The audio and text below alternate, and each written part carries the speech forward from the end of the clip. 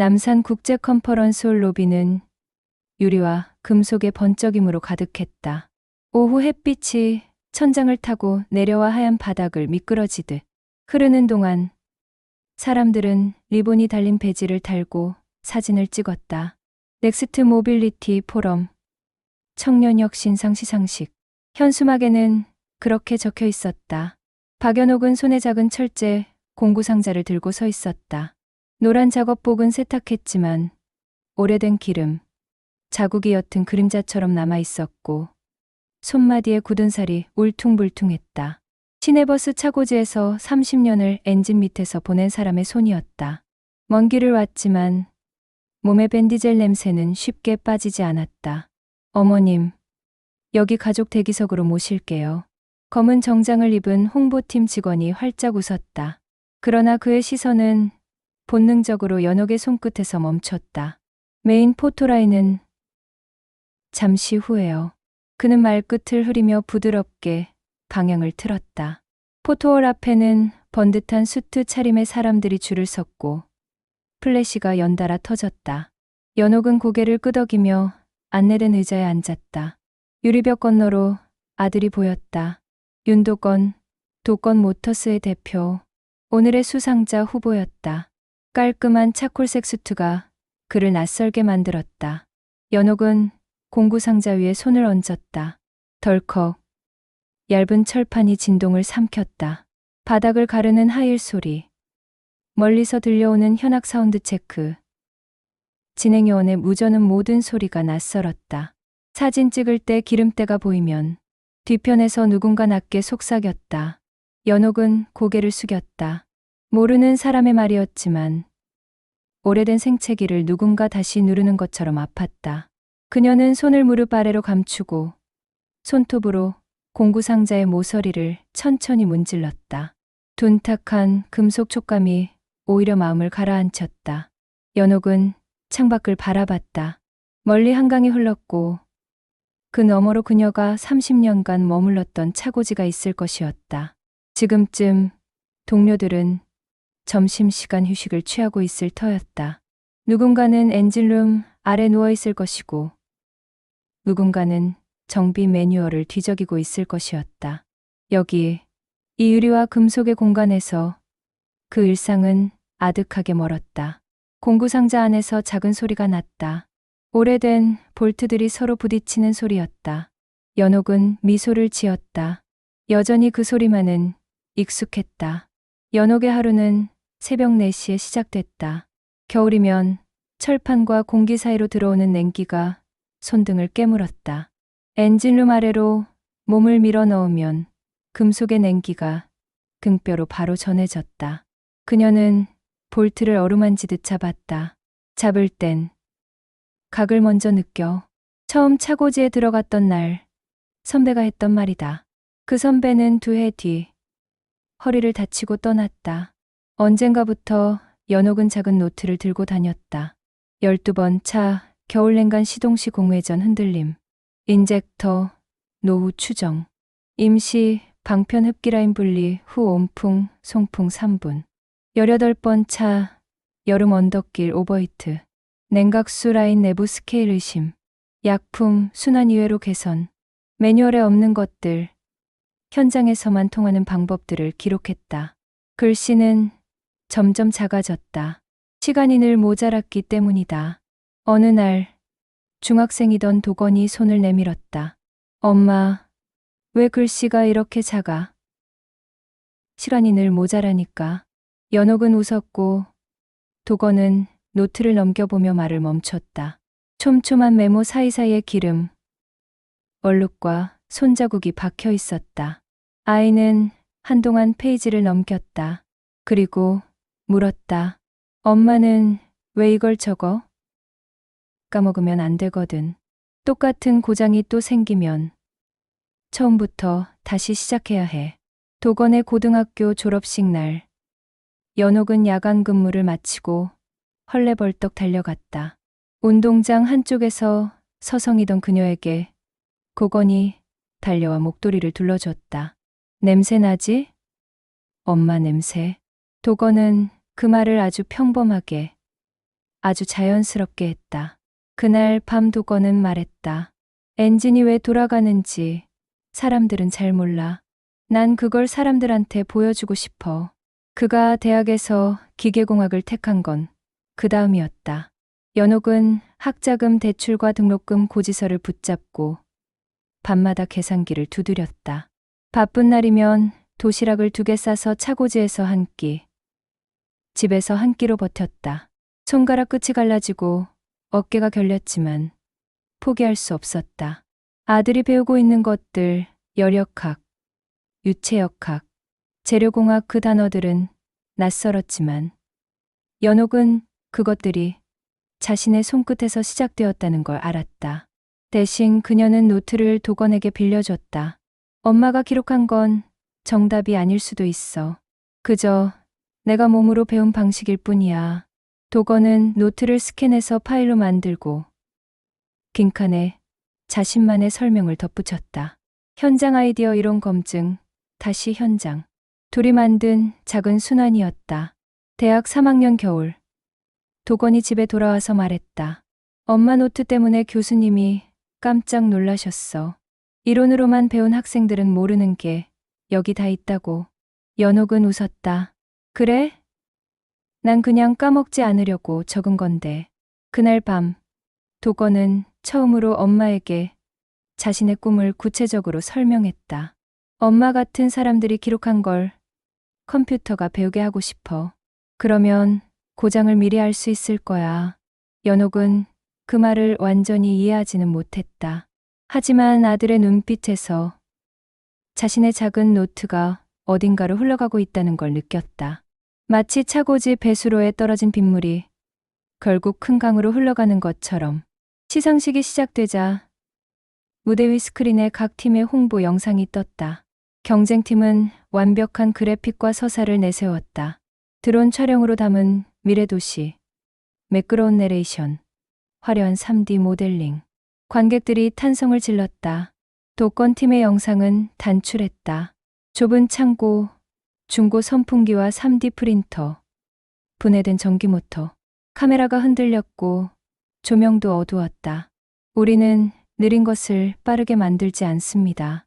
대신 멈추는 것을 덜 멈추게 만들 겁니다. 서걱서걱한 목소리가 울렸다. 스크린에 단어들이 나타났다. 정차 시간 감지, 회생 제동 열관리 보정 부품, 수명 예측. 관객석이 조용해졌다. 곧바로 Q&A가 이어졌다. 심사위원이 물었다. 소프트웨어적 최적화는 글로벌 메이커들도 하는데 여러분만의 차별점은? 도건이 대답하려는 순간 로비에서 웅성거림이 일었다. 포토세션 준비를 하던 홍보팀이 가족들을 재배치하고 있었다. 메인 포토라인은 안에. 조금만요. 연옥은 그들의 눈치를 살폈다. 이런 상황에 익숙해진 그녀는 조용히 뒤로 물러섰다. 뒷걸음치던 발 뒤꿈치가 유리 기둥에 닿았다. 차가운 유리면이 등을 통해 전해졌다. 그때 마이크가 스탠드에서 빠지는 소리가 퍼졌고 도건의 목소리가 조금 떨렸다. 저희의 차별점은.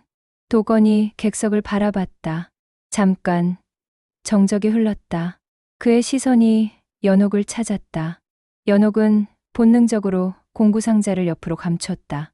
유리 기둥 뒤로 몸을 숨기려 했지만 도건의 눈에는 이미 포착되었다.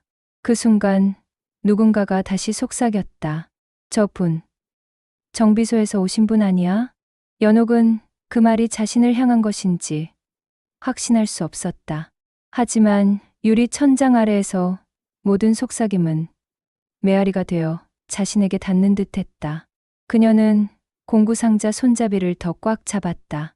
차가운 금속이 손바닥을 통해 체온을 빼앗아갔다. 무대 위에서 도건이 멈춰 서 있었다. 심사위원들이 기다리고 있었고 다른 참가자들이 긴장한 표정으로 그를 바라봤다. 카메라가 그의 얼굴을 클로즈업했다. 스크린에 비친 도건의 얼굴에 땀방울이 맺혔다. 그때 도건이 천천히 입을 열었다. 발표 순서를 바꾸겠습니다. 사회자가 당황한 표정으로 그를 바라봤다. 관객석에서 웅성거림이 일어났다. 도건은 마이크를 잡고 더 큰 목소리로 말했다. 팀 소개 대신 출발점을 먼저 보여드리겠습니다. 그가 무대에서 내려오기 시작했다. 홍보팀 직원이 재빨리 다가왔다. 지금은 순서가 도건이 그를 지나쳐 객석으로 향했다. 계단을 내려오면서 그가 말했다. 어머니, 잠깐만 무대에 올라와 주실 수 있을까요? 모든 시선이 일제히 돌아왔다. 스포트라이트가 움직이며 연옥을 찾았다. 유리기둥 뒤에 서 있던 그녀의 모습이 대형 스크린에 나타났다. 노란 작업복, 공구상자, 당황한 표정. 플래시가 터졌고 카메라 셔터 소리가 연달아 울렸다. 연옥은 자리에서 일어나지 못했다. 도건이 그녀에게 가까워 손을 내밀었다. 엄마. 그의 목소리는 마이크 없이도 무비 전체에 울렸다. 연옥은 아들의 손을 바라봤다. 그 손은 더 이상 기름때를 두려워하지 않는 손이었다. 사람들의 시선이 일제히 돌아왔다. 연옥은 자리에서 일어나지 못했다. 홍보팀 직원이 재빨리 다가왔다. 어머님. 지금은. 그의 말이 끝나기도 전에 도건이 객석 계단을 내려왔다. 엄마. 그가 손을 내밀었다. 무대 위. 연옥은 공구상자를 조심스레 올려놓았다. 도건이 손잡이를 들어 올리자 오래된 스프링 경첩이 짧게 울었다. 안에는 달아 반짝이는 10mm 복스, 고정 클립, 낡은 톱니바퀴 하나, 그리고 작은 검은 노트가 있었다. 플래시가 번쩍였고 심사위원 중 한 명이 상체를 숙였다. 이게 우리 팀의 첫 번째 데이터셋이었습니다. 도건이 노트를 펼쳤다. 촘촘한 글씨 사이로 숫자와 화살표가 빗금처럼 얽혀 있었다. 이 메모들은 매뉴얼이 아니었습니다. 실패의 역사였죠. 이 방식은 여름엔 통하지만 겨울엔 안 통했다. 임시, 방편 그러나 고객 불만 연건. 현장은 늘 문장을 완성하지 못합니다.